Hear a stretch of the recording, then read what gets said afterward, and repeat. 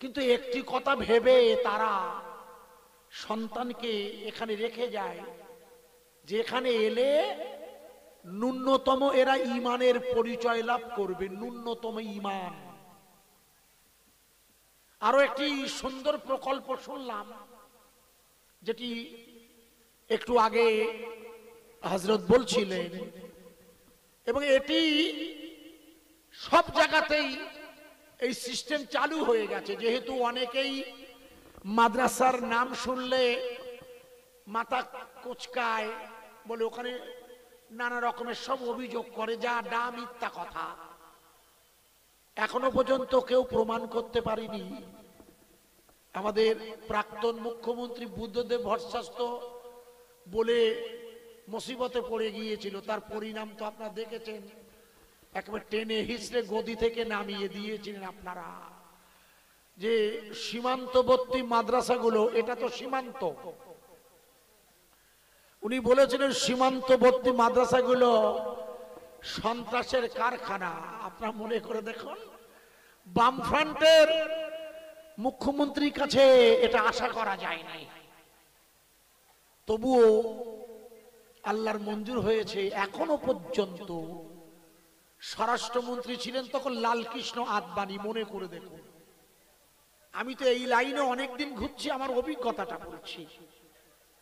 এই যে ছেলেগুলো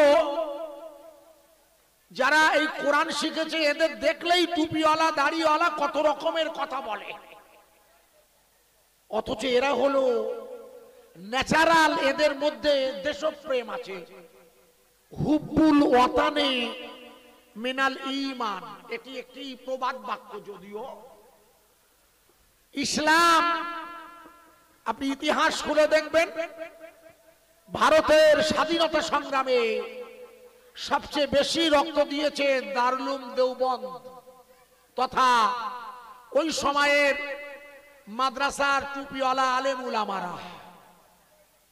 কিন্তু দুর্ভাগ্য, আমাদের এমন একটা জটিল সময় আমরা বসে আছি বাংলাদেশে। এটা তো সীমান্ত এলাকা, বাংলাদেশ আমার সীমান্তে বাড়ি, সব একই বর্ডার, ঘোজাডাঙ্গা। আপনারা শুনেছেন বাংলাদেশে ইসকনের এক তাড়ানো নেতাকে গ্রেপ্তার করেছে ওদেশের সরকার, ওদেশের আইন অনুযায়ী। ওদেশের বাংলাদেশের বর্তমান সরকারের তাদের দায়িত্ব আছে। ইসকনের এক তাড়ানো নেতা, উনি ব্রহ্মচারী, বিয়ে শাদী করেনি, কিন্তু মারাত্মক অভিযোগ শিশুদের উপরে যৌন বলৎকার। আশ্চর্য, এদেশের মিডিয়া ওগুলো বলছে না, লাগাতার হুমকি দিচ্ছে না। আমি পরে আসছি। আল্লাহর শুকরিয়া আদায় করছি প্রথমেই, যে সাগদা মাদ্রাসার এই ষোলো সবে তথা কোরআনের কারখানায় আমি একটু শরীক হয়ে প্রিয় রসুলের শানে খুবই দরদ ভরা ভালোবাসা নিয়ে আমরা একবার দরুদের নাজরানা পেশ করে নেব। দেখলেন না মৌলানা সাহেবজি দোয়া করছিলেন পুরো দরুদ দিয়ে। প্রথমেই আলেম মানুষ তো এরা বোঝে, আলেম মানুষ, আপনারা অনেকে বোঝেন না, দরুদ শরীফ ব্যতি রেখে দোয়া কবুল হয় না। উনি কোনো বাংলা বলেননি, আরবি বলছিলেন, আপনারা হয়তো সব বুঝতে পারেননি, তো অত সব বোঝার দরকার নেই, অত বুঝতে হবে না। কিন্তু দরুদ শরীফটা দিয়ে শুরু করেছিল, আল্লাহুম্মা করেছিল না। আমি আমার বায়ানের শুরুতে সবাই মিলে আছি বসে। আচ্ছা ভাই, আপনারা একটু যদি মনে করেন বসবেন তাহলে বসবেন, আর যদি মনে করেন দাঁড়িয়েই থাকবো তাহলে একটু কষ্ট করে দাঁড়াবেন। কেন? যেহেতু আপনারা আমাদের মেহমান, আপনাদের বলবো না আমরা কষ্ট করুন, কিন্তু আমরা দুর্ভাগ্য আমাদের যে আপনাদের সকলকে চেয়ার দিতে পারছি না। যদি একটু ভিতরে আসেন তাহলে আমার এটা আবেদন, আদেশ নয়, অনুরোধ, নির্দেশ নয়। মাদ্রাসা আশরাফুল উলুমে সবাই চেয়ে দেখো না, 6টি ছেলে হাফেজ হলে আল্লাহর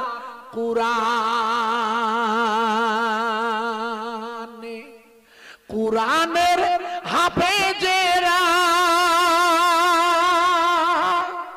আছে এখন সাদ্দায়। আমরা সবাই পড়ি দরুদ, যাবে মদিনায়। আল্লাহুম্মা সাল্লি আলা, জোরে বলুন, সাইয়্যিদিনা মাওলানা মুহাম্মদ সাল্লাল্লাহু ওয়া আলা আলি সাইয়্যিদিনা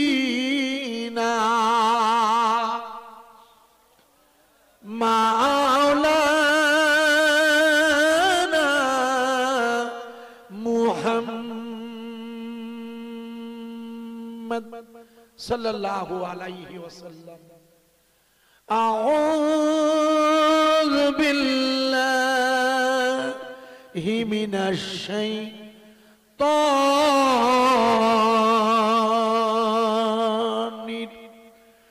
রাজীম।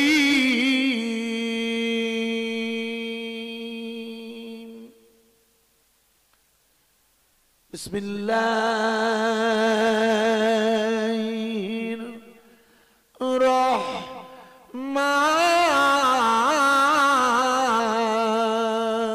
রহমানির রহিম।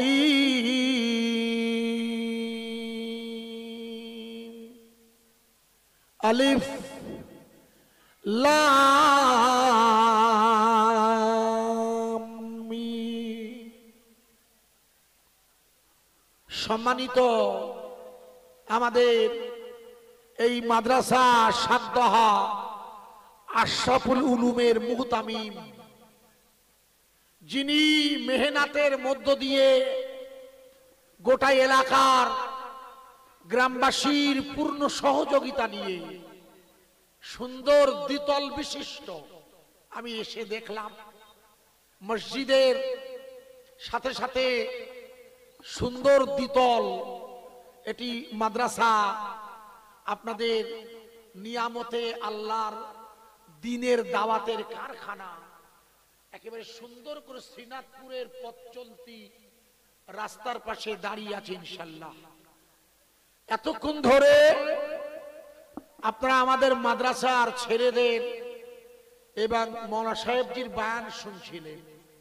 আমি গুনাহগার, আপনাদের কাছে খুব সহজ ভাষায় আল্লাহ যদি মঞ্জুর করেন আপনারা বসে আছেন, সত্যি আমি প্র্যাকটিক্যালি আল্লাহ সাক্ষী, এত মেহমান একেবারে একেবারে সুন্দর করে বসে আছেন কেবলমাত্র আল্লাহ এবং তার রসুলের ভালোবাসায়। এটা আমার খুব দৃঢ় বিশ্বাস। কোন ব্যক্তির জন্য এসেছেন এটা আমি বিশ্বাস করি না। আমি বিশ্বাস করি মাদ্রাসা আশরাফুল উলুমের দাস্তারবান্দি হবে। ওই ছেলেগুলো কি পড়ছিল শুনছিলেন? উফ, প্র্যাকটিক্যাল। পরশু রাতে, এর আগেও একটা মাদ্রাসাতে দুটো নসিহত করছিলাম।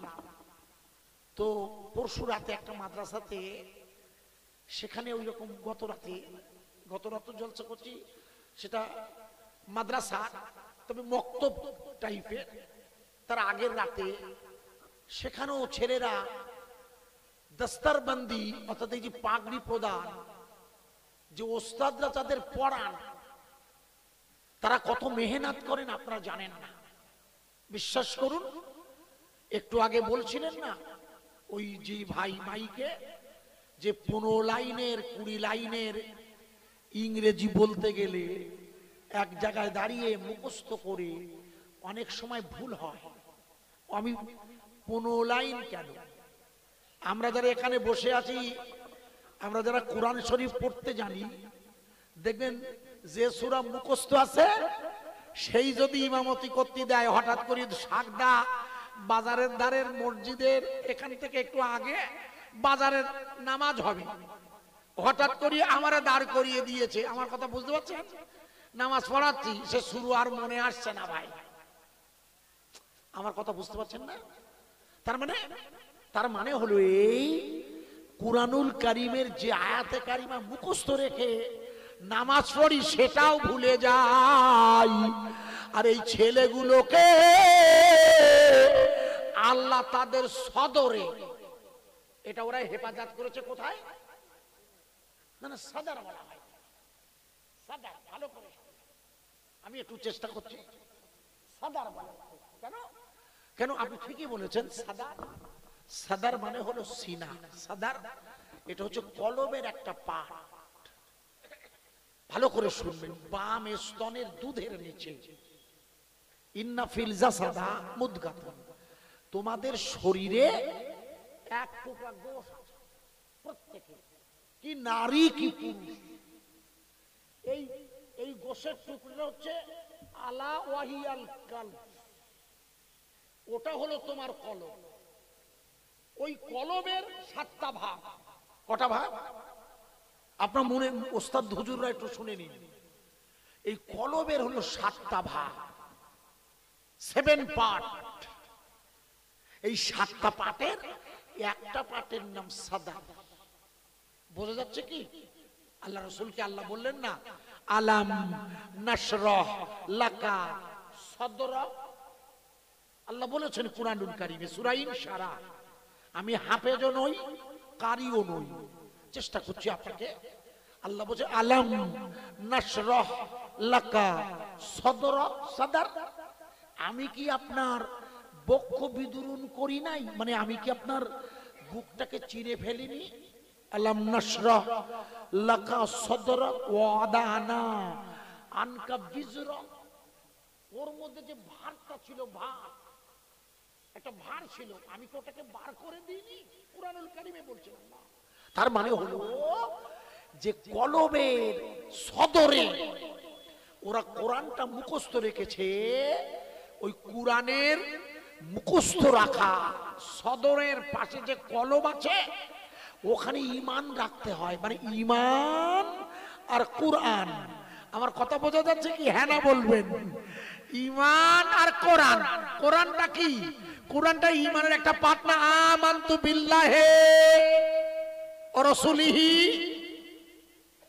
তারপর বলো কি আশ্চর্য, এটা আপনাদের মুখস্থ নেই, আমানতু বিল্লাহ, ঈমান এনেছি আল্লাহ এবং রসুলে এবং কুতুবে মানে কেতাবে, তাহলে ঈমান আনতে হবে আগে, আমার কথা কি ক্লিয়ার? আপনাকে বোঝার চেষ্টা করবেন যুবক বন্ধুরা, আপনারা যেহেতু বোঝেন না, নয় জানেন না, তাই আমি ইলাস্ট্রেশন করে দিচ্ছি, আমি ইলাস্ট্রেশন করছিটা কি, সেটা হলো এই, আপনাদের আমাদের প্রত্যেকের শরীরে, প্রত্যেকের নারী পুরুষের শরীরে একটা গোশ আছে, প্রত্যেকের বাম স্তনের দুধের নিচে, কোরআনের ভাষা, তাকে সেই জায়গাটাকে আল্লাহ কোরআনে কলব বলে ডেকেছেন, কলব, খতামাল্লাহু আলা কুলুবিহিম, সূরা বাকারার প্রথমের দিকে, আমি ওদের কলবে মোহর মেরে দিয়েছি, যেহেতু মোহর মেরেছি, ভালো করে বুঝবেন শোনা,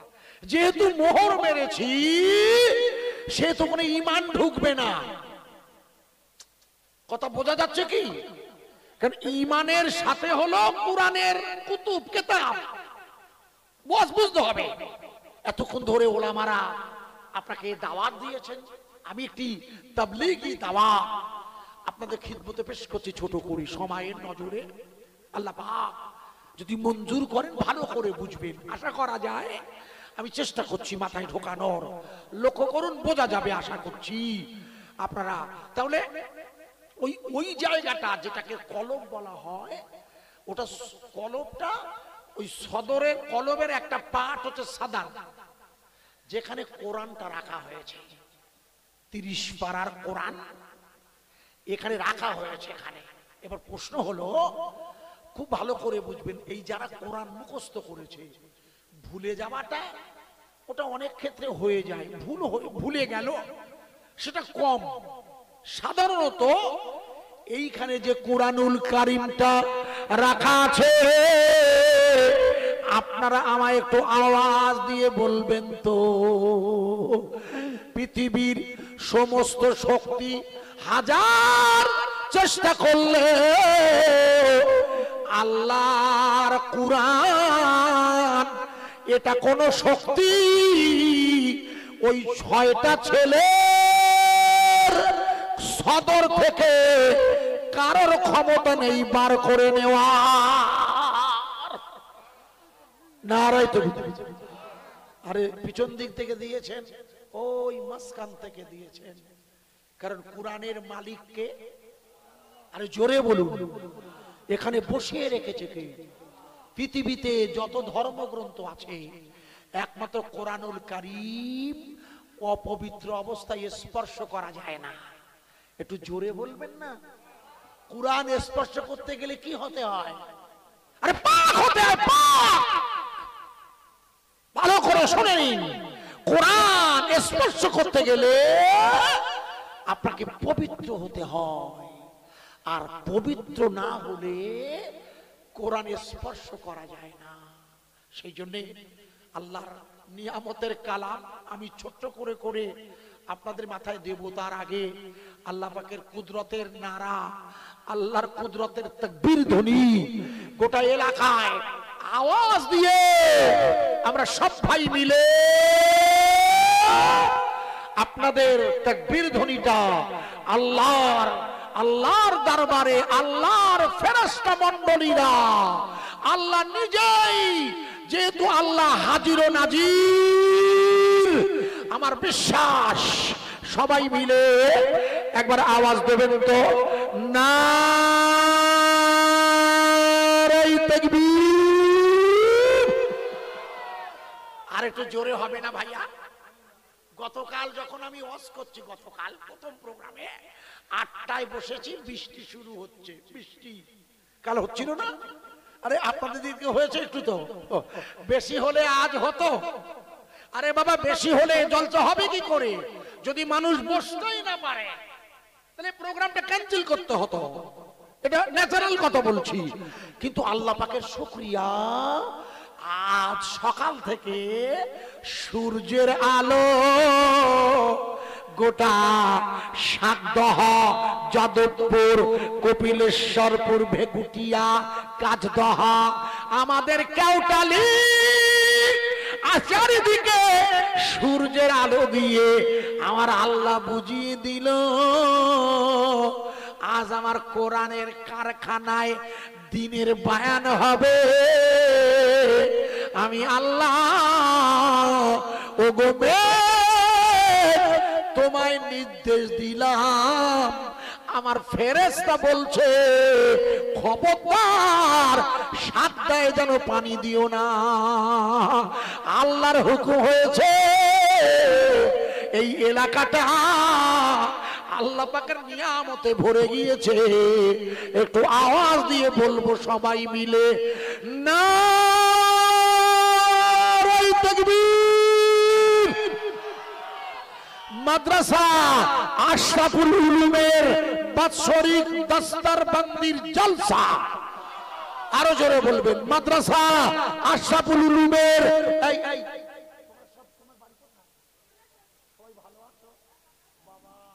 কপিলেশ্বরপুর, ওই রাস্তার ধারে খুব মহব্বতের গ্রাম আমার, সবাই মহব্বত করে। আর কিছু কিছু জায়গা তার মধ্যে স্পেশাল থাকে, কিছু মনে করবেন না, এটা বললাম বলে আবার ভাববেন না, জানো তোমরা সবাই এসেছো, ভালো হয়েছে। তাহলে একটু একটু জোরে একবার নারা লাগাই, আমি বলবো মাদ্রাসা আশরাফুল উলুম, জোরে বলবেন জিন্দাবাদ। মাদ্রাসা আশরাফুল উলুম, আরো জোরে বলা যাবে না? আর একটু জোরে বলা যাবে না? আরে জোরে বলবেন, আল কুরআনের আলো। এখানে মাদ্রাসা আছে, আবার খারিজি বিভাগ, দার্সে নিজামি বলা হয় যাকে। অতএব এখানে দুটো পাঠ, একটি আল কোরআনের আলো আর একটি আল হাদিসের আলো। আল কোরআনের আলো, আল হাদিসের আলো। ওই দেখুন, ওই দেখুন, ওই বাচ্চাটা দেখুন, দেখুন, দেখুন, ওই ছোট বাচ্চাটা আশ্চর্য। এই আপনি ঘুমাননি? আল্লাহ দেখো দাদুর কোলে বসে আছে। আর এটাই তো দিন। আমার বায়ান, ওটা ভুল কথা, আমার বায়ান বলতে নেই। আল্লাহর রহম হয়েছে, বিশ্বাস করুন, কত আলেম তো এটা আল্লাহর মঞ্জুর হয়েছে। আমার 62 পেরিয়ে গেছে, 63 শুরু হয়েছে বয়স, তবু এখনো দুটো নসিহত করছি। এ তো আল্লাহর খাস কুদরত ভাইয়া, এটা আল্লাহর খাস কুদরত। প্রিয় বন্ধুরা, আমি আপনাকে যে জায়গায় রেখে দিয়েছিলাম, আল্লাহর কোরআনের কারখানা, ওই ছেলেটিদের কলমের সদরে আল্লাহ যেটা সংরক্ষণ করে রেখে দিয়েছে, পৃথিবীর সমস্ত শক্তি এক হয়ে গেলেও আল্লাহ দ্বীনের ওই কোরআনের কালিমা, আমি আপনাকে প্রথমেই বোঝানোর জন্য উদাহরণ পেশ করব। মনে করে দেখুন, আমি আপনাদের কাছে কোরআনুল কারিমের দ্বিতীয় সূরা লিখিত রূপে, সূরাটির নাম সূরাতুল বাকারা, আয়াতে কারিমাটা প্রথমেই তেলাওয়াত করেছিল, আলিফ লাম মিম। আমি কারীদের মতো পড়তে পারবো না, বিশ্বাস করুন, আমি তো কারী নই। না না, এদের পঠন পাঠনটা আলাদা, আমি পারবো না, স্বীকার করতে হয় না। ও কি, আমি নিজে পারি না তো বলবো, তবে চেষ্টা ত্রুটি করিনি। এই 3টি অক্ষর তেলাওয়াত করেছি। প্রথম দিন যেদিন ওর আব্বা ওর আম্মা মাদ্রাসার গেটের কাছে এসে আশরাফুল উলুমের ওস্তাদদের বলে, আমার ছেলেটা বড় দুষ্টু, ও কারোর কথা শুনতে চায় না। মনে করে দেখুন, সেই দিন থেকে মাদ্রাসার ওস্তাদেরা ওই ছেলেটির ওস্তাদের আব্বা হয়, মানে এটা আব্বু, তবে ওস্তাদ হিসাবে একবার জোরে বলা যাবে না সুবহানাল্লাহ। ওই ছেলেটিকে ওস্তাদ হুজুরেরা, আপনাদের এখানে হেফজ বিভাগে কজন হুজুর আছেন? 2জন হাফেজ, আর ওই এ বিভাগে দারসে নিজামি 3জন। খেলা কথা, 2জন হাফেজ যারা তাদের তেলাওয়াতে কোরআন শেখায়। আল্লাহর ওই কোরআনের হাফেজ 2জনা, ওরা 2জনা মিলে ওই ছেলেটিকে প্রথম দিন শিখিয়ে দিল, তোমার মা আব্বা নেই, তবে আমরা তোমার কোনো অভাব রাখবো না খোকা। প্রথম দিন শুরু হয়ে গেল ওর জীবনে একা একা আল্লাহর কোরআনের দার্স শুরু করছে। প্রথমেই ওকে নুরানি কায়দা অথবা বাগদাদি কায়দা, অর্থাৎ প্রথমেই অক্ষর পরিচয় করিয়ে দেবে ওস্তাদ হুজুর। একে বলে অ্যালফাবেট। অ্যালফাবেট মানে হলো ইংরেজিতে বলা হয়, বাংলায় বলে বর্ণমালা, আরবিতে বলে হরফ। ওকে প্রথম দিন শেখায়, তুমি বলো রব্বিশরাহলি সাদরি ওয়ায়াসসিরলি আমরি। জানা আছে কি? প্রথম দিন ওকে এটা পড়ায়। ও আমার আল্লাহ রব্বিশরাহলি, ওগো আমার আল্লাহ, আপনি আমার জন্য সহজ করে দিন। সাদরি, আরে বলেন না, হ্যাঁ না, রব্বিশরাহলি সাদরি আমরা বলে কি না, আমরা পড়ান কি না, বুঝতে হবে। আমি আমি ধরেছি না বোঝানোর জন্য। প্রথম দিন, এবং এটা প্রত্যেক দিন করায়, প্রত্যেক দিন কেতাব শুরু করার সময় মুসা আলাইহিস সালাম এই দোয়াটা করেছিলেন। সেটা কোরআনে আল্লাহর পছন্দ হয়েছে, আমার রাসূলের কাছে ট্রান্সফার করে দিয়েছেন।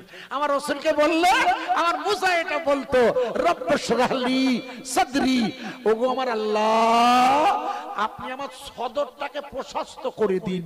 আমার কথা বোঝা যাচ্ছে কি? কারণ সদর মানে বুক, সদর মানে কলম, সদর মানে এই কারখানা, এটা প্রশস্ত না হলে আমি কিছু টেক আপ করতে পারবো না আল্লাহর জমিনে। তাই প্রথম দিন ওই ছেলেটাকে হুজুর শেখায়, বলো রব্বি জিদনি ইলমা, ওগো আমার প্রভু, ওগো আমার মাওলা আপনি আমাকে ইলম দান করুন। রব্বি জিদনি জিদনি, আপনি আমার প্রতি আপনার ইলম মানে জ্ঞান দিন। ওই ছেলেটিকে ওস্তাদ হুজুর এবার শুরু করিয়ে দিয়ে বলছে, তুমি বলো আউযু বিল্লাহি মিনাশ শাইতানির রাজিম, বিতাড়িত মরদুদ শয়তান ওয়াসওয়াসাতে আল্লাহর পানা চাইছি। শুরু করছি বিসমিল্লাহ, হুজুর পড়াচ্ছেন আর কি, আমি না। বিসমিল্লাহির রহমানির রহিম, শুরু করছি পরম করুণাময় আল্লাহ তাআলার নামে। বিসমিল্লাহির রহমানির রহিম। প্রথম দিনকে বুঝিয়ে দেওয়া হলো পরম করুণাময়ের বাণী হলো কোরআন, আর আজ আপনাকে শেখানো হলো বিসমিল্লাহ, শুরু করুন প্রভুর নাম দিয়ে। কার নাম দিয়ে? এই পৃথিবীর প্রভু অর্থাৎ আমার আল্লাহ। শুরু করুন আপনার আল্লাহর নাম নিয়ে। আল্লাহর আল্লাহ প্রথম দিনকে পরিচয় করিয়ে দেওয়া হয়। প্রথম দিন বা পরপর কিছুদিন ধরে ওকে পরিচয় করানো আল্লাহর নামের সাথে আল্লাহ, কারণ প্রথম অক্ষর ওকে শেখানো হবে আলিফ। প্রথম কোন অক্ষর শেখানো হয়? আলিফ। আলিফ আলিফ মানে হলো আল্লাহ আল্লাহ। বিসমিল্লাহ। মুসলিম শরীফ একটা হাদিস শুনুন, মুসলিম শরীফের একটা হাদিস, 3005 হাদিস সংখ্যাটা মুসলিম শরীফের রিওয়ায়াত এসেছে। ভালো করে শুনবেন, তাহলে মুশকিলে পড়ে যাব। আল্লাহ রাসূল সাল্লাল্লাহু আলাইহি সাল্লাতু ওয়াসাল্লাম বলছেন, আল্লাহর হাবিব বলছেন, ও আমার সাহাবারা আমি তোমাদের একটা গল্প বলি শোনো। যে 6টি হাদিস শরীফ সহিহ বলা হয়, তার মধ্যে বুখারী শরীফের পরে হলো মুসলিম শরীফের নাম। আল্লাহর রাসূল বলছে, একজন বাদশার দরবারে, ভালো করে শুনবেন, একজন বাদশার দরবারে একজন জাদুকর থাকে, জাদুঘর।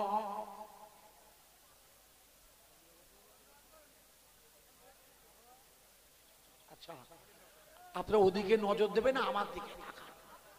রাস্তাঘাটে অনেক সমস্যা হয়, যেতে গিয়ে গুতো লাগে, ও ধরতে গেলে হবে না, এদিকে দেখুন। আল্লাহ রাসূল বলছেন, ভালো করে শুনে নিন। আল্লাহর হাবিব বলছেন, মুসলিম শরীফের রিওয়ায়াত এসেছে, বিশ্ব রাসূল সাল্লাল্লাহু আলাইহি সাল্লাতু ওয়াসাল্লাম বলছেন, ও আমার সাহাবারা আমি আপনাকে একটা গল্প শোনাই, কিন্তু আপনারা আমার দিকে নজর দিয়ে শুনে নিন। এটি হলো হাদিস শরীফ। আল্লাহ রাসূল বলছে, একজন সম্রাটের দরবারে একজন জাদুকর ছিল। জাদুকর কি ছিল আপনারা সবাই জানেন।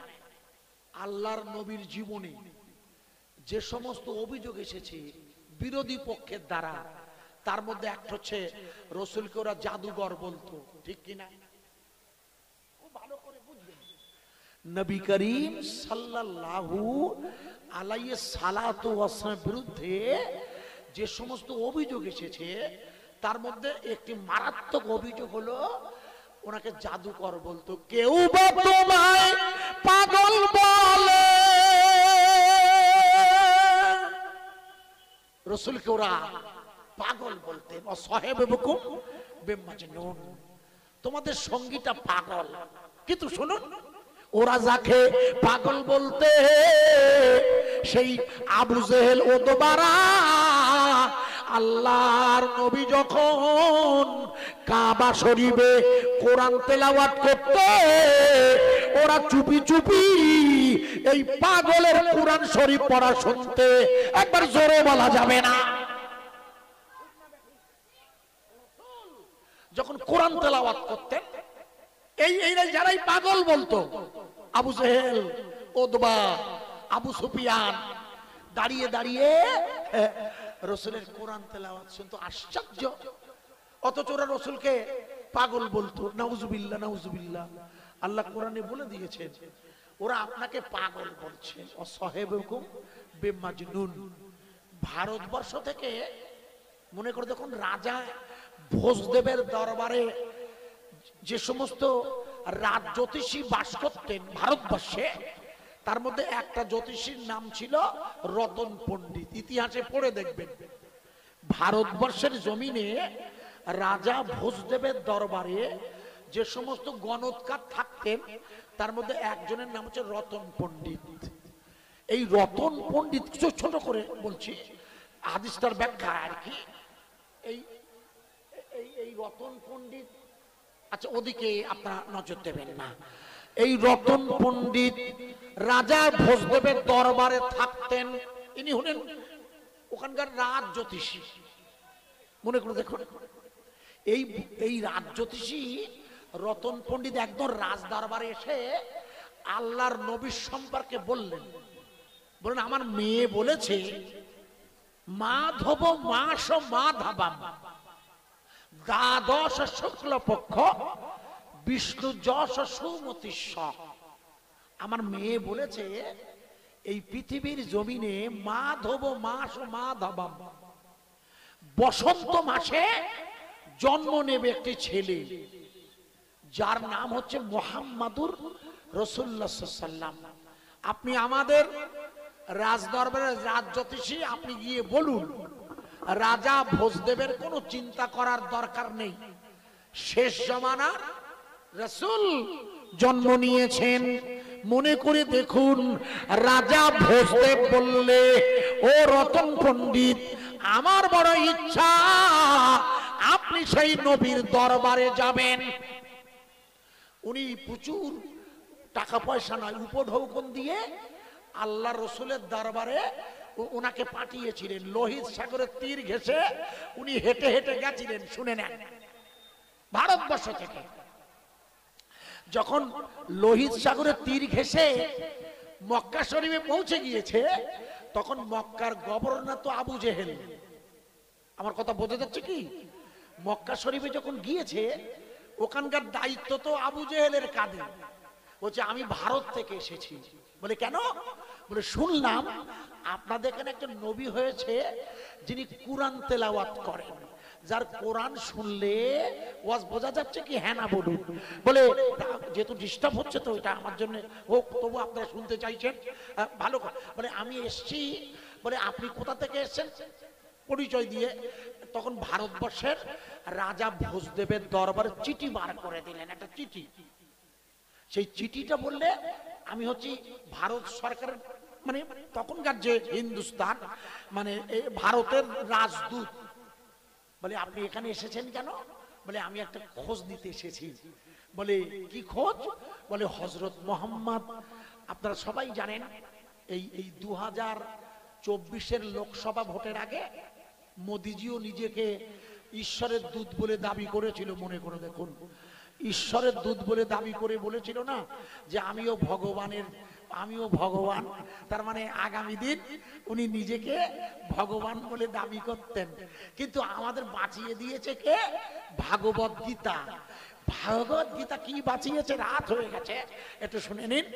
ভাগবত গীতা আমাদের বাঁচিয়ে দিয়েছে। ভাগবত গীতা বলেছে যে শেষ জমানার যিনি কলি হবে তিনি গুহার ভিতর দিয়ে আবির্ভূত হবে। আর আমরা সবাই জানি গুজরাটে কোনো গুহা নেই, গুজরাটে কোনো পাহাড় নেই, এটা আমরা সব